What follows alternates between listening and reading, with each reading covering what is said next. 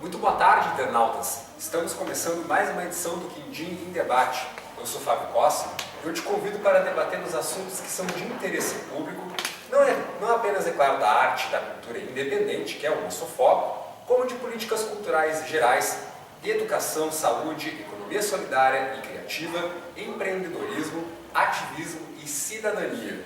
O tema do programa de hoje são os movimentos de juventude em Pelotas. Continue com a gente, que nós estamos entrando no ar. Participe, é claro, enviando suas críticas e sugestões de pauta para o nosso Facebook Quindim Cultural, pelo e-mail quindimculturalpel@gmail.com ou ainda pelo nosso WhatsApp, no número 999744063. E vale lembrar que o Quindim em Debate, assim como todo o trabalho de mídia independente aqui do Quindim Cultural, tem a parceria dos seguintes apoiadores culturais: a Quebra-Mar, referência em qualidade em atendimento, vestuário e produtos de surf e skate, também tem um espaço para artistas mostrarem seu trabalho, além de espaço amplo para shows e eventos. Aberto das 9 horas da manhã às 7 horas da noite. Rua 15 de novembro, número 569. Telefone 3227-1270. E-mail quebramarpel@gmail.com e mais informações pela página no Facebook Quebra-Mar Pelotas. Peça já o seu cartão de crédito da loja e pague suas compras em até 6 vezes sem juros. Não perca essa vantagem da nossa grande apoiadora Quebra-Mar. E Revistaria São Francisco, que é um lugar onde há diversas revistas, jornais, mangás, livros e muitas outras publicações da modalidade Escudo Geek, que é a modalidade dos quadrinhos. Há 20 anos em Pelotas e região. Está localizada na Rua Gonçalo Chaves, 2810, loja 1, dentro do Supermercado Nacional. Confira as novidades através do Facebook Revistaria São Francisco Pelotas. E para debater os movimentos de juventude em Pelotas, estão conosco o Pedro Neves, do Levante Popular da Juventude, o Fabrício, do Movimento Juntos, do PSOL, e o Daniel Oliveira também, do Movimento Juntos, juntamente aqui com o Fabrício. Por isso, sejam muito bem-vindos aqui a mais essa edição do Quindim em Debate, e eu quero conversar um pouco com vocês um pouco dessa... Assim, vocês falam um pouco de cada movimento, né? Pode começar, Pedro. Fala um pouco aí do Levante, como é que tem sido esse período de organização frente a esse momento devastador que o país vive politicamente e socialmente. E aí fala um pouco desse papel importante da resistência a tudo isso que acontece agora. Um pouquinho do trabalho que o Levante faz, que muitas pessoas já viram, mas ainda não sabem a importância que o Levante tem. Não, tá certo. Obrigado pelo convite, pelo pessoal do Quindim aí que nos convidou para trazer. É uma pergunta bem complexa, né? Um tema bem extenso. Claro. Mas o Levante é um movimento de juventude. A gente tem como origem os movimentos da Via Campesina, né? Os movimentos de trabalhadores desempregados, o MTD. Surgiu aqui no Rio Grande do Sul no ano de 2006, começando com um trabalho que o pessoal tinha ali na Vila Cruzeiro, em Porto Alegre, né? A gente, a partir do ano de 2012, a gente se nacionaliza como um movimento presente na maioria dos estados brasileiros, e a gente passa a se organizar então em 3 frentes de trabalho principal, né? O trabalho nas periferias e comunidades, que é a nossa frente territorial, o trabalho junto com os estudantes secundaristas e universitários, que é a nossa frente estudantil, e o trabalho junto com os jovens camponeses, né? Essa frente camponesa. Então é dessa forma que a gente busca se organizar em meio a essa conjuntura. O que a gente acredita é que nós estamos, a partir do golpe que a gente sofreu no ano de 2016, a gente passa a viver um momento de profundo avanço do conservadorismo no Brasil, né? Um avanço do capital e dos burgueses para cima da nossa vida, dos nossos direitos, né? Para cima da vida da classe trabalhadora. E é esse momento que a gente tem vivido agora, né? Nós estamos buscando organizar humildemente, da nossa forma, nos locais onde a gente está organizada, a juventude, para que ela passe a poder resistir a esses ataques que a nossa vida vem sofrendo, né? É importante a gente lembrar que esse momento não é um momento que o Brasil vive de forma isolada, é um ataque a nível mundial, né? A gente observa conflitos se estabelecendo em vários locais do mundo, na América Latina como um todo, e a gente percebe essa ofensiva da direita, da burguesia, né? E do capital sobre as nossas vidas, né?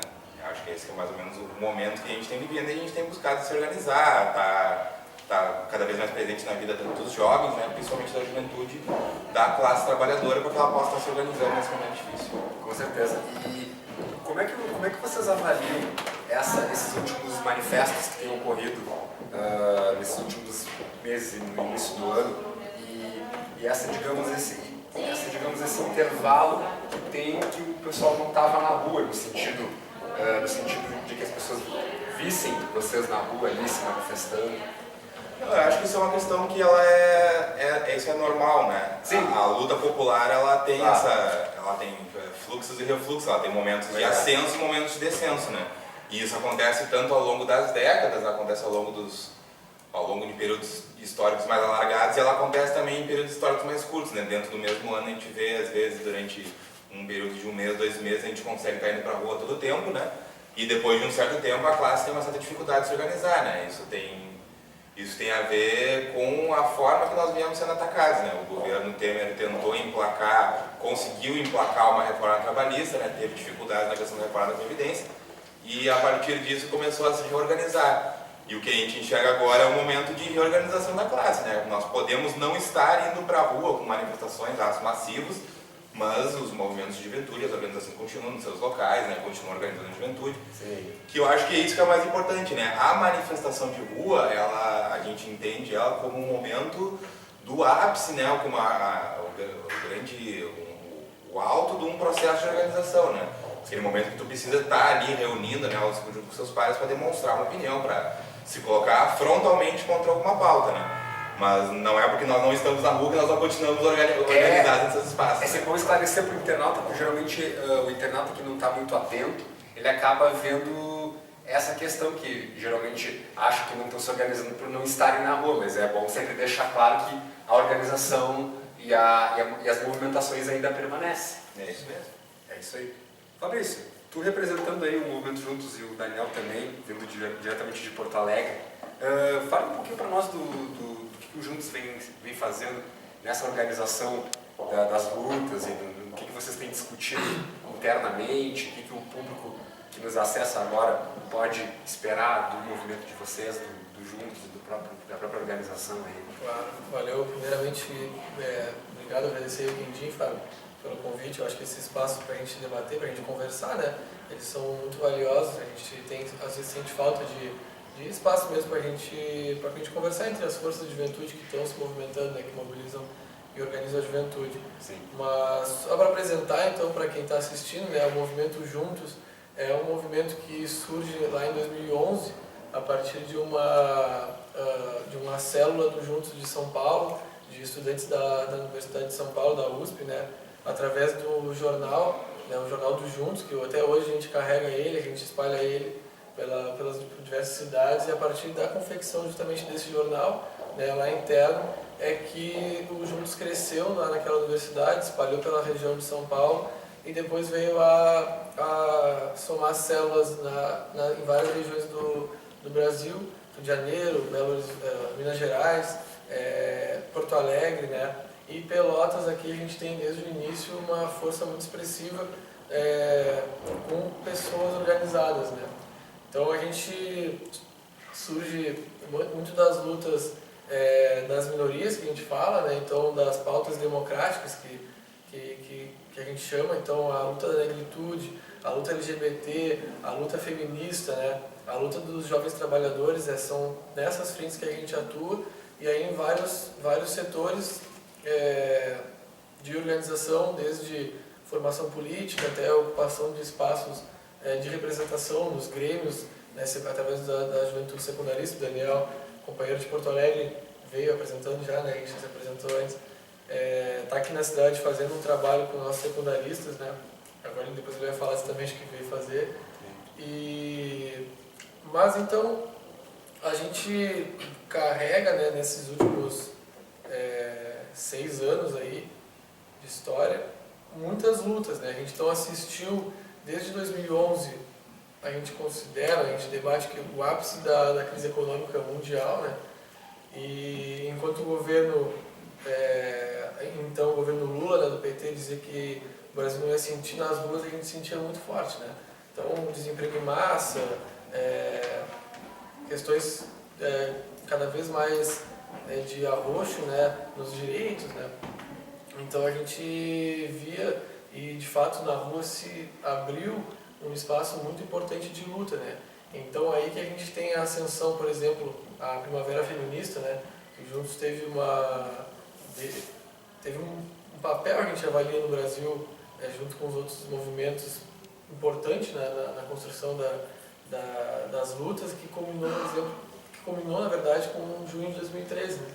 Então, a gente reivindica muito e lembra muito dessa data, porque, como o Pedro falou, foi o ápice, né, da revolta, da indignação da juventude e das massas como um todo, né? A juventude tendo um papel fundamental. E aí, o que a gente assiste agora é essa agitação, né? Na real, depois do golpe, né, parlamentar, e aí todo esse processo de escancaramento da corrupção no Brasil, né? De como é de fato, como a gente sempre soube que é de fato as relações entre Estado, entre políticos, entre empresas, né? A gente tem esse escancaramento e a gente vê que precisa se organizar para ir de novo para as ruas, né? Para mostrar o descontentamento, para trazer 2013. Então o que o Juntos tem feito é mobilizado nas bases, né? Secundarista, universidade. A gente tem debatido muito com a nossa negritude, com o nosso setor LGBT e feminista, para que a gente consiga novamente trazer à tona a rua, né? O poder que tem de dar a mobilização das massas para a gente mostrar, né, e criar de fato um poder mesmo das ruas, né? Sim. Assembleias populares e tudo mais.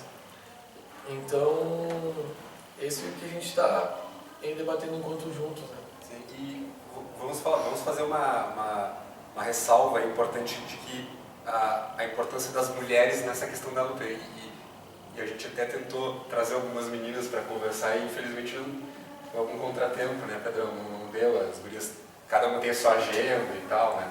Foi isso, a gente tentou trazer aqui uma companheira nossa lá da universidade, ali, a Maite, hoje ela não pôde ter, depois aqui o companheiro lembrou que foi uma falha nossa a gente não ter trazido outras gurias, aí ficou o compromisso aqui do Quindim, tá fazendo um debate só com as gurias depois, né? Com certeza, vamos fazer um novo debate só com elas aí na praça, pessoal, aguardem.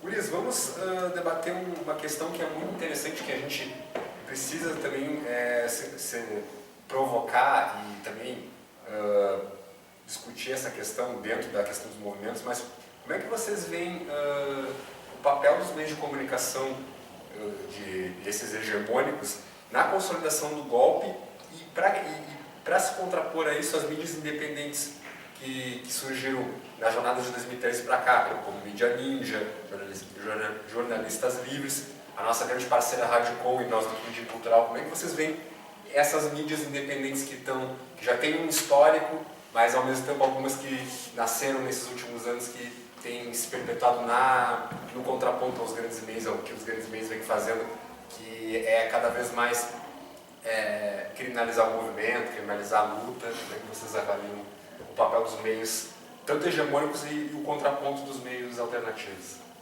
A gente, do Levante, dos movimentos da Via, a gente avalia que, por exemplo, hoje no Brasil a Rede Globo é um dos principais inimigos, né, da classe trabalhadora. Com certeza. Cumpriu um papel importantíssimo no golpe, nessa retomada da direita, né, como, de certa forma, uma grande unificadora das pautas, né, conseguiu levar muita gente para a rua, né, nos atos de oposição que pediam o golpe, que pediam o impeachment. Então os meios de comunicação cumprem um papel, e não só nesses momentos agudos, né, mas cumpre um papel muitas vezes emborrecedor da nossa população, né? A mídia, a comunicação com esses programas que em grande parte passam uma imagem muito ruim, principalmente das mulheres, principalmente do povo trabalhador, né? Principalmente da juventude, né? que literalmente emburrecem a nossa população. E aí nesse momento a gente precisa fazer essa disputa, né? A gente tem um exemplo que para nós é muito precioso, que é o do Brasil de Fato, que é um jornal muito também construído pelos movimentos, né? Há muitos anos já, está organizado em vários estados do país, está nas redes, né? A Rádio Com aqui na cidade de Pelotas é um grande exemplo para nós, né? De resistência, de luta, está aí na FM, a 104.5 FM, na cidade de Pelotas. É muito importante porque, na verdade, assim, a gente está organizado nos locais, né, mas a gente tenta fazer aquela conscientização pessoa a pessoa, né, a gente se reúne em pequenos grupos e tal, enquanto isso a televisão como a gente fala, né, no jargão dentro da comunicação, é um grande canhão, né, atinge milhares, milhões de pessoas todos os dias, né, e que passa uma linha, uma visão de sociedade para as pessoas. Então, esses instrumentos de comunicação são grandes armas, né, nessa luta política. E a gente tem que se apropriar e cada vez mais construir outros espaços para a gente estar podendo entrar nessa disputa, né? Com certeza. E também para ressaltar a importância, através das mídias independentes, da questão da democratização da comunicação, porque geralmente esses meios hegemônicos, eles têm tanto poder que eles não querem perder o poder. E justamente por não perderem esse poder, qualquer tentativa de que eles dizem que é censura, que é o caso da lei de meios, que já teve uma movimentação para que fosse aprovada e acabou não sendo aprovada, infelizmente, e eles taxaram como se fosse censura, que para eles é acabar com o monopólio que já tinha, né? Que na verdade seria uma lei, um mecanismo de democratização forte, né? Que já tem em outros países. Para eles chamam de censura porque eles controlam absolutamente tudo que é exibido, né? Exatamente.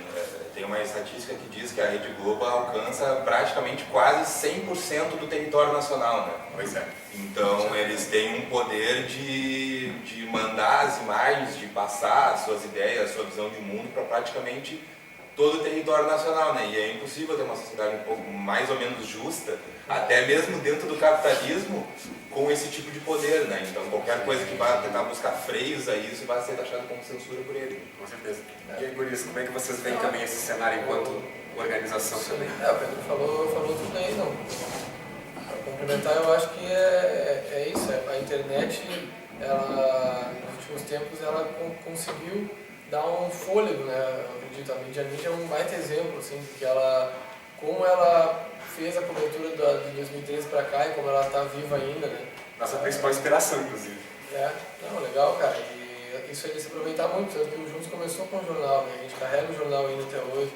Tem ali, depois eu deixei gurizada aí, alguns jornais a gente sempre vende, porta de universidade, porta de escola, né? Ali que a gente expressa as nossas lutas, as nossas ideias, né? Enfim, debate com o pessoal. E um outro a citar, o Gregório, né? Greg News ali, massa. Através do humor, que é muito interessante, que é provocativo, historicamente sempre foi. Sim, sim. E aí, nós, setores da juventude, né? A gente acho que tem que se valer disso, né? Usar esses meios, debater através dali, espalhar, porque a gente está realmente preso, né? É isso, é 100% da população do Brasil que atinge. E aí a gente tem aqui exemplo também da RBS, né? Que é a emissora que transmite a Globo. A nossa, a gente vê um pouco, até o debate, né? Um exemplo muito, muito claro para mim é o debate eleitoral, né? O Vinícius falou junto, eu faço parte do pessoal também, né? Sou filiado do pessoal. E a gente, nos Juntos, a gente acredita muito no momento, né? Na expressão eleitoral também, né? Em ocupar aquele espaço. E nas disputas que a gente trava, é preponderante o papel que a mídia exerce em ter, por exemplo, as candidaturas majoritárias ali, as grandes coligações terem 3, 4 minutos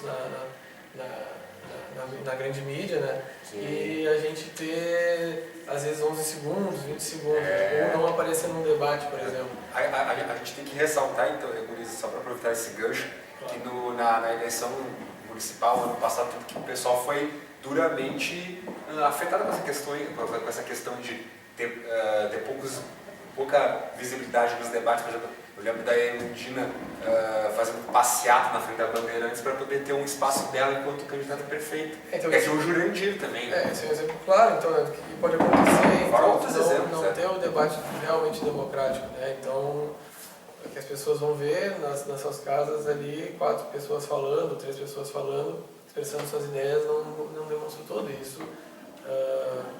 Exerce um peso, né? Então, em tudo, né? Na eleição, em como foi um ato, por exemplo, se a gente contabiliza um ato, uma mobilização com 10 mil pessoas, a RBS vai mostrar que teve 3 ou 1.000 pessoas, vai mostrar uma cena que eles acham que tem que mostrar, não mostram todo o ato, né? não falam sobre as pautas. Então, enfim, né? A gente podia citar vários exemplos. E agora a gente teve uma notícia da questão das mobilizações da greve dos professores estaduais, né? Então a gente vê claramente a deturpação da forma como eles noticiam, né? Fazem toda uma espetacularização que a gente sabe que o povo, na verdade o povo que está acostumado a ver esses meios já não tem essa percepção que a gente tem. Então é nosso dever, eu enquanto jornalista, o Pedro também jornalista como eu, e nós enquanto militantes, a gente precisa também trazer isso aí, pelo menos tentar fazer com que o nosso público internauta, que já tem uma visão maior, mas que atinja outros, que possa ter uma nova visão, né, de movimento, de notícia, e trazer essas pautas mais presentes ainda, né? Eu acredito nesse outro lado, nesses outros lados da informação. Com certeza. E vamos falar um pouquinho do que vocês estão pretendendo fazer agora para os próximos meses de mobilizações, de organizações, assim. Quer puxar essa ideia? O que tem de previsão, assim? Primeiramente, quero agradecer o espaço aqui para poder falar, né, o espaço cedido pela Quindinho, cultural. Isso. Fala um pouco mais alto aí. Vou falar? Isso, você pode falar. Primeiramente, quero agradecer o espaço aqui cedido pela Quindinho Cultural, né?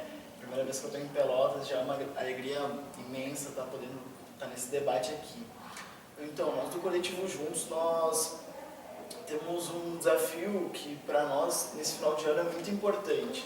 Um dos motivos pelo qual eu estou aqui é o fato de que, para nós, a construção das entidades, principalmente as entidades estudantis, como a UNE, como a URGS, como a UMESPA, elas são importantes, né?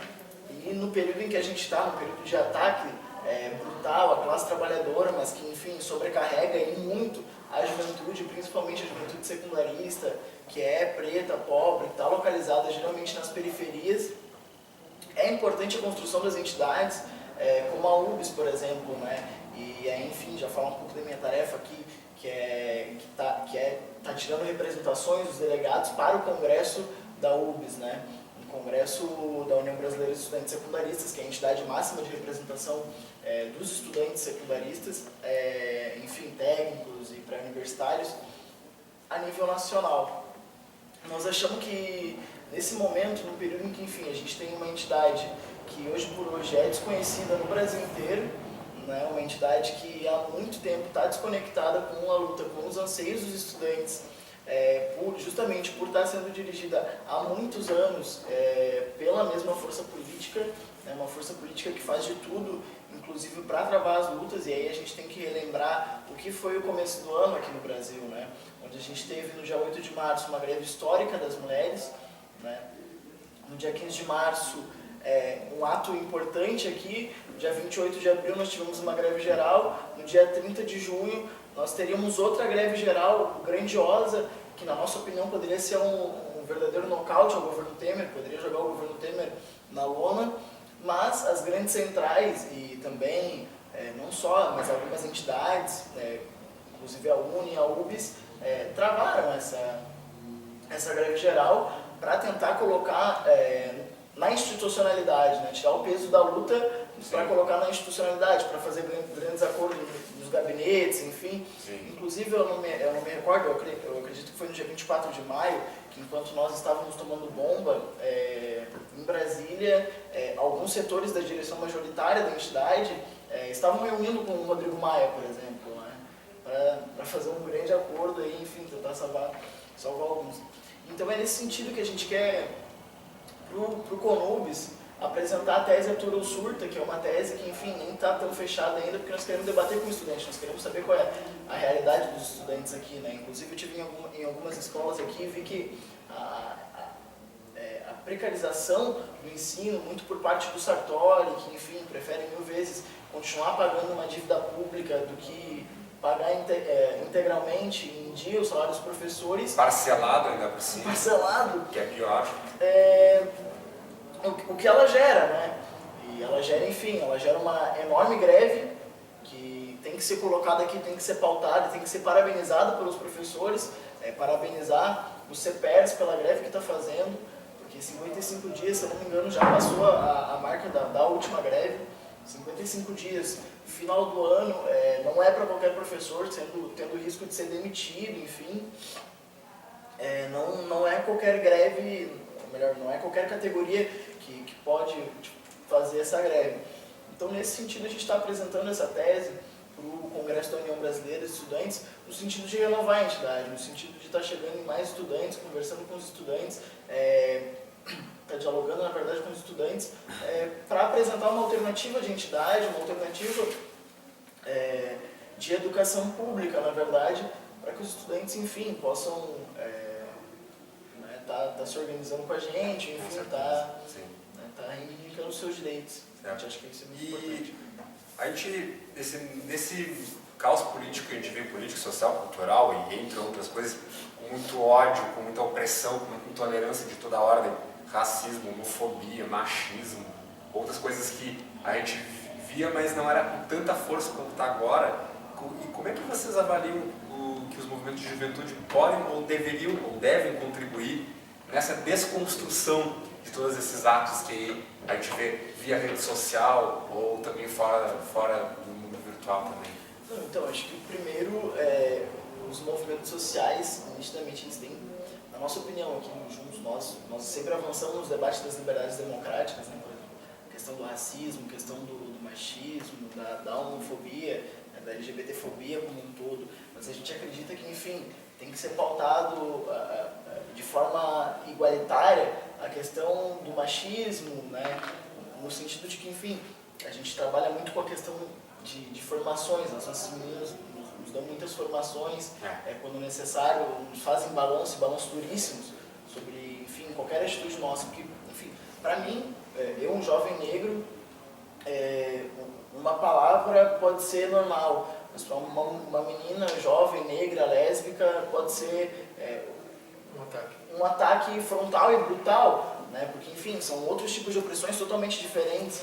Então, acho que os movimentos sociais de juventude, eles têm que trabalhar no sentido de que existem pessoas que são pessoas que têm, historicamente, isso não é uma construção de agora, nós enquanto mais oprimidos, nós não nos vitimizamos, muito pelo contrário, né? A própria história, a própria cultura do povo negro não nos permite a vitimização, né? Nos permite e nos ensina o caminho da resistência, né? O caminho de não baixar a cabeça, o próprio Black Panthers, enfim, o movimento Black Lives Matter, que lá nos Estados Unidos, hoje nós temos uma relação muito boa com eles, diga-se de passagem, é um movimento que enfrenta os atos dos fascistas, dos neonazistas, enfim, mas nós acreditamos que para os movimentos de juventude tem que ser pautado prioritariamente as pautas das liberdades democráticas. Óbvio que, enfim, não podemos excluir companheiros que são homens brancos, cis e héteros do debate, não, mas eles têm que saber o local onde eles estão inseridos e saber que, enfim, em alguns momentos eles não serão o foco, né? Porque, enfim, a sociedade já nos coloca como homens, o foco da sociedade, os pais, enfim, tudo mais, mas que em alguns momentos nós vamos ter que nos permitir inicialmente, né, estar disposto a uma desconstrução. E aí, nesse sentido, os coletivos, eu particularmente tenho uma ideia de que, enfim, todo o coletivo, todo o movimento social de juventude, todo o partido político, enfim, tem que ter uma setorial específica para estar debatendo os problemas de cada tipo de opressão.